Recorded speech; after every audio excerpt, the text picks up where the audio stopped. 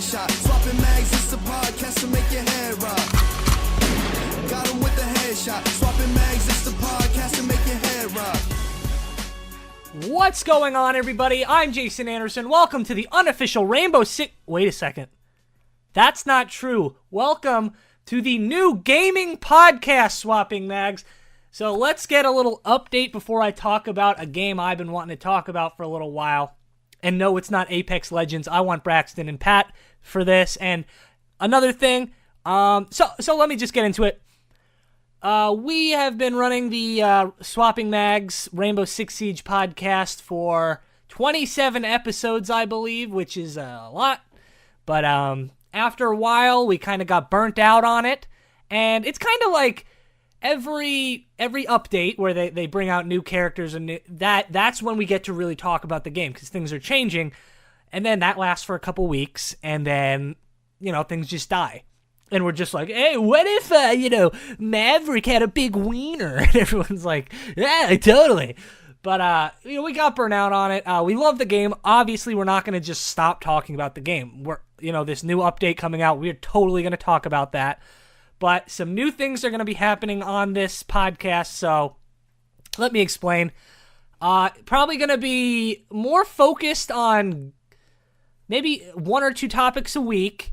So we can have more episodes where it's like, this episode I'm going to be talking about a certain game, and, I'm not going to talk about it for 2 hours, and then maybe a couple days from now we're talking about Apex Legends, because obviously that's a game we're going to have to talk about because it's taking over the world.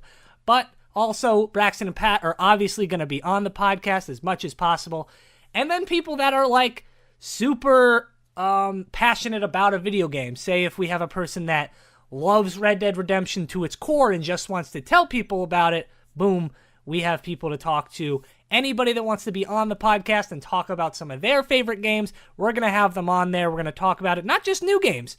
It doesn't have to be new games. It could be, I could have a whole podcast where I talk about how Max Payne is one of the greatest series of all time, and it's a great trilogy, okay? I could talk about that all day. But, so that's that quick update.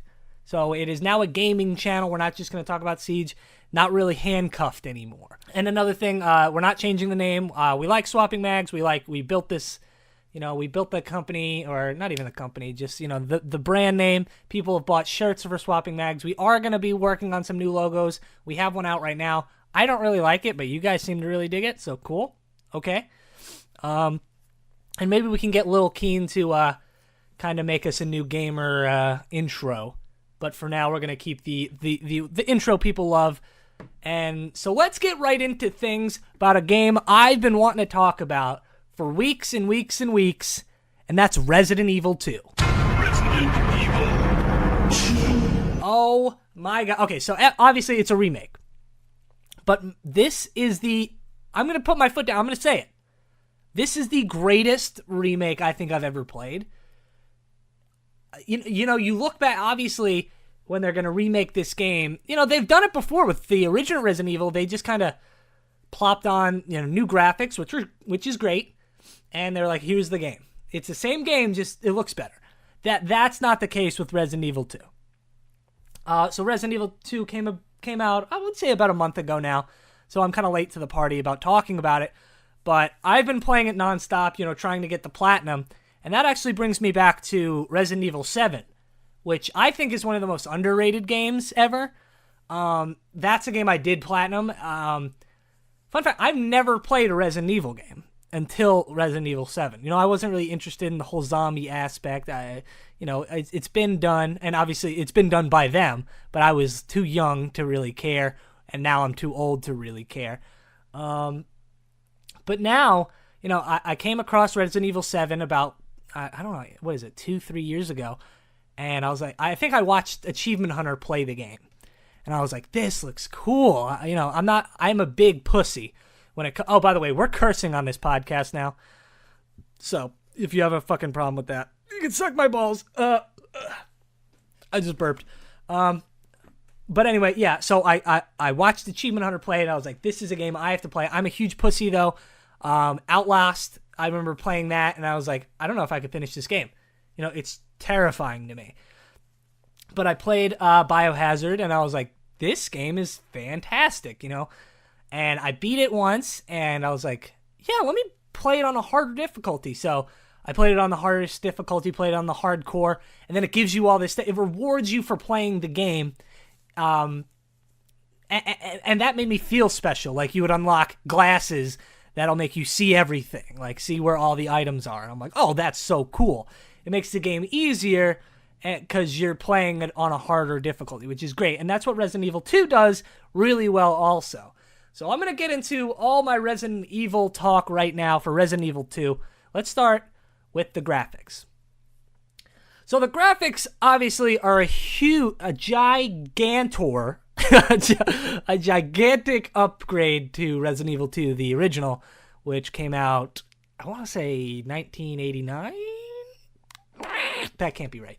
But anyway, looking at it, it is stunningly beautiful. I don't think there's like anything wrong visually with the game. Now, games recently have been in that uncanny valley, and I want to bring up Injustice 2, for example. The faces in that game looked really... they didn't look bad, because I actually thought the graphics looked really good in Injustice 2. But there were some just like weird things, like the mouths would move weird. A lot of games have been doing that lately where they're almost there. Detroit, that's like, oh, that looks really good. I think Detroit's actually a stunningly visually like beautiful game, and I'd love to sit down with the guys and talk about that game.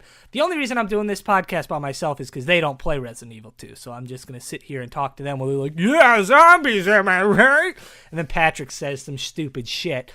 But the graphics in this game just didn't ever throw me out of the experience at all. Never once was I like, oh, that looks kind of weird. Like, no characters looked weird to me.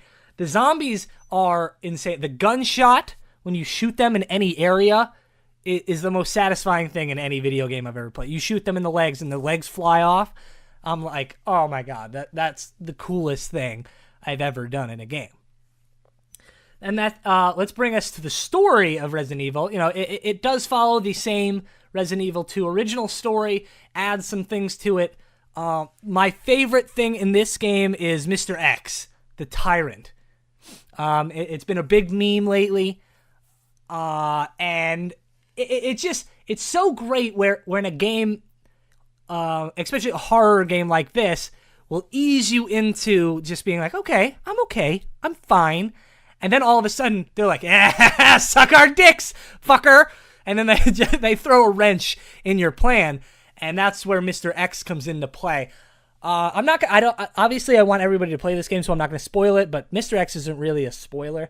But he shows up, I'd say, 1/4 of the way through the game, right when you're like, you're sucked in, and you're like, okay, I just take my time, do what I got to do, and then it just flips the switch, and this guy literally follows you for a majority of the game, so you're always on your toes, and that's what great horror always does. In film, like, I think films like, let me think here, like Get Out, where you're always tense. Once you learn what's going on, you're tense from that point on. It never lets off the gas, and I think that this game does that a lot, and it does it really well.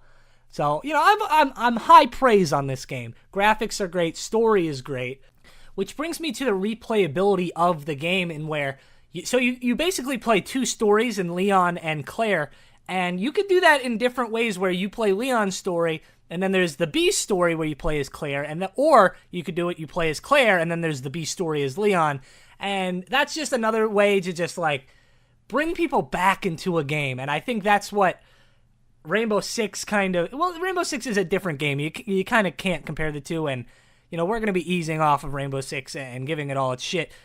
But a game like Rainbow Six it's rewarding, or it makes you really pissed off. A lot of games now, especially online games, that's what it is you're pissed off 90% of the time, but that 10% that you're very happy is awesome. That's great.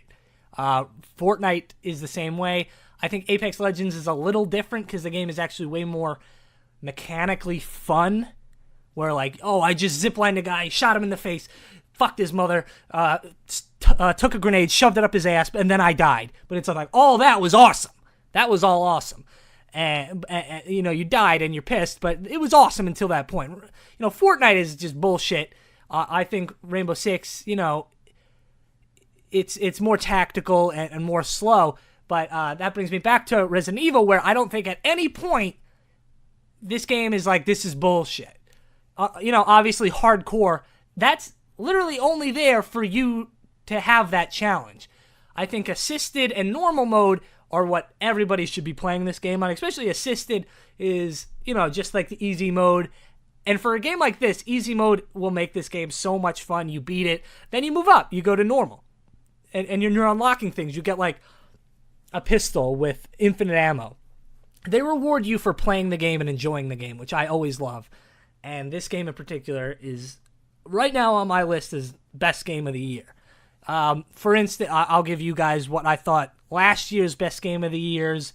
Let's see. I'm going to type in 2018 games, PS4, obviously, because I run the PS4. Red Dead Redemption is up there.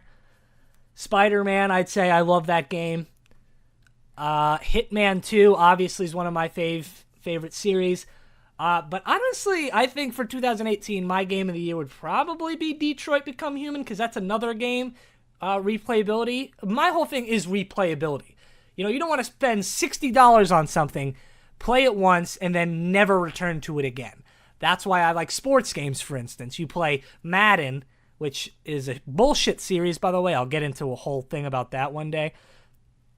But you play a game like MLB The Show, Madden, NHL, NBA, and you know, you're just playing just to progress your character, and those games have their replayability. Story games, they have replayability if the story isn't so linear, and I think that's what the new age of video games are, in which, you know, Detroit Become Human's not a linear game, but if it is a linear game, it's got to be a really good linear game. That's Red Dead and Spider-Man.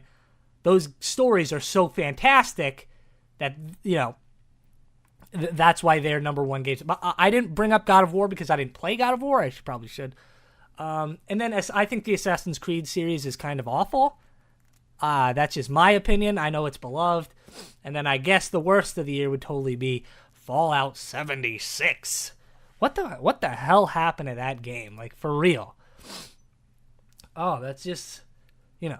But, yeah, let's get back to what I keep getting off tangent. And this is why Braxton and Pat should be here for these. This is going to be a short episode, just kind of the update episode. But, yeah, Resident Evil, it's the epitome of horror. A horror game. I can't think of many games that have done it better. Resident Evil 7 is up there, and those are the same series, so it doesn't even count.